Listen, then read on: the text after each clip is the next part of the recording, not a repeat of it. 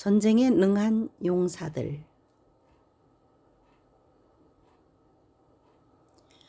철로 역정의 여정에는 수많은 덫과 위험이 도사리고 있다. 그것은 때로는 공포로, 안일함으로, 사람으로부터, 누구로부터 온다. 어려운 시기에 주님 안에서 일을 하는 사람들과 좁은 길을 가는 신부들은 영적 전쟁에서 이기는 자가 되어야 한다. 전쟁을 의미하는 단어에는 워와 워페어가 있는데 전혀 다른 개념이다. 일반적으로 워란 국가 간의 군사적인 무력 충돌로 정의하지만 워페어란 대테러전, 사이버전, 전자전과 같은 특정 영역에서 수행하는 전쟁을 의미한다. 영적 전쟁은 스피리추얼 워페어에 속한다. 인류의 종말이자 마지막 세대에는 더 큰 미혹들과 영적 전쟁이 극심하게 일어날 것이다. 하나님께서 그들의 악한 행실과 하나님의 말씀을 거절하고 음녀의 포도주에 취했기 때문에 그들에게 진노의 잔을 마시는 것을 허용하셨다. 모든 민족들에게 하나님의 진노의 잔을 보낼 것인데 그들이 모두 그 잔을 마시고 비틀거리며 미치게 될 것이다. 보라, 내가 너희 가운데 어떤 술법으로도 길들일 수 없는 뱀들과 독사들을 너희에게로 보낼 것이니 그것들이 너희를 물 것이다. 나 여호와의 말이라. 영적인 차원에서 보면 사방에 덫이 있고 덫에는 뱀들이 우글거린다. 구급차의 엠블럼에 뱀의 표식이 있으며 세계보건기구 로고에서도 의학과 건강의 상징이 들어갔다. 뱀들은 인터넷과 사람들의 마음과 음녀의 콘텐츠와 연결된 모든 포털과 가정에도 교회에도 존재한다. 어린 자나 큰 자나 모두 접속하고 포털은 그들의 정신과 삶을 통제한다. 우리에게는 성령의 검과 예수님의 이름과 보혈로 이것들을 베어낼 수 있는 권세를 주셨지만 보이지 않는 차원에 있기에 사용하지 못하는 경우가 많다. 기독교 카페, 유튜브, 블로그가 도처에 많은데 존재의 목적이 무엇인가? 많은 기독교 카페들이 그들의 글을 자유롭게 복사 금지, 퍼가지 못하게 하고 심지어 태클까지 거는 것을 보고 이상하게 생각한 적이 있었다. 선교와 영혼을 살리는 것과 하나님의 나라를 확정하는 목적이라면 우리는 서로 협력하고 자유롭게 퍼갈 수 있게 허용해야 한다. 하나님께서는 마음의 숨은 동기도 중요하게 보신다. 천국의 씨는 육체와 성령의 두 가지 차원에서 뿌려진다. 자기의 육체를 위하여 심는 자는 육체로부터 썩어질 것을 거두고 성령을 위하여 심는 자는 성령으로부터 영생을 거두리라.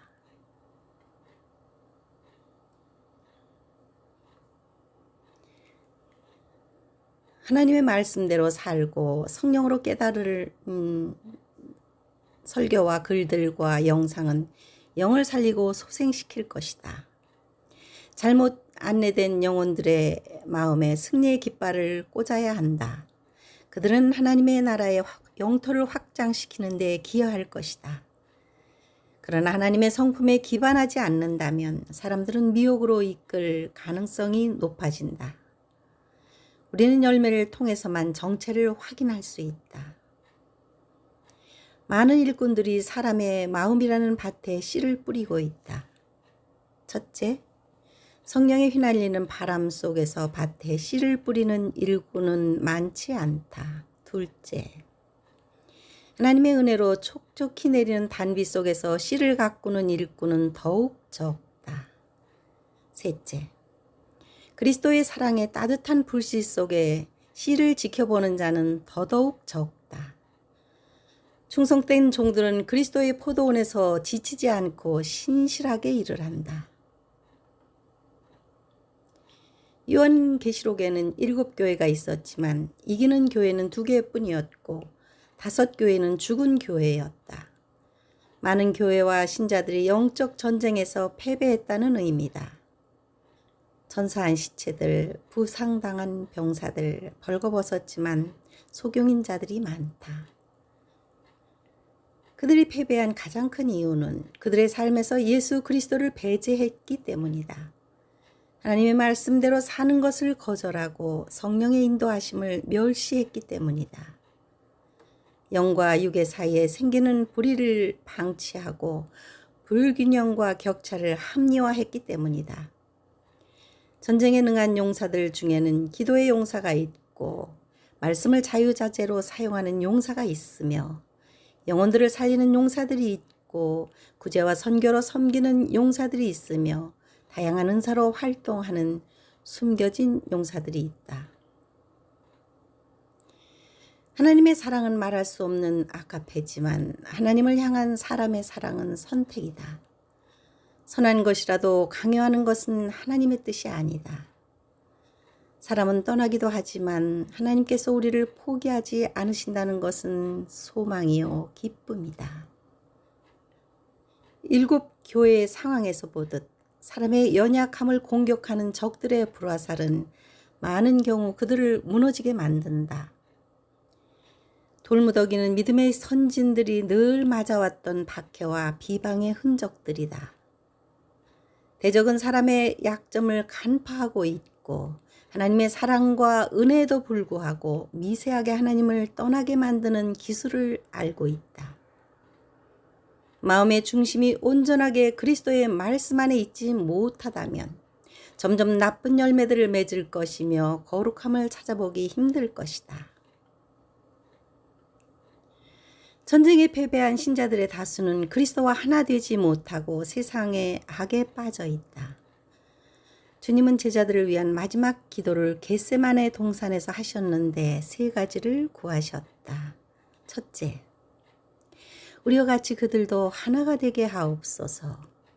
먼저는 그리스도와 하나가 되어 그 안에 머무르는 것이고 다음은 지체들과 하나가 되는 것이다.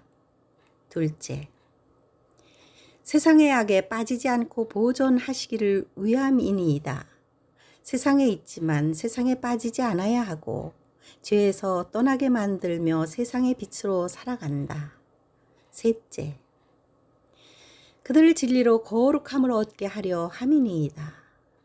그들의 삶에서 거룩함을 찾을 수 없다면 거룩하신 하나님을 뵙지 못할 것이다. 신부의 삶과 추구하는 많은 이와 같이 매일 치러야 하는 전쟁이다. 사람마다 그릇의 크기가 다르고 재질도 다르지만 그릇이 큰 사람은 조율하여 하모니를 만든다. 신부란 순결하고 거룩함에 이른 자들인데 어린 양이 어디로 인도하든지 따라가는 자들이다. 그들의 삶은 예수 그리스도의 말씀에 의해 운행하고 말씀은 그들을 안내한다.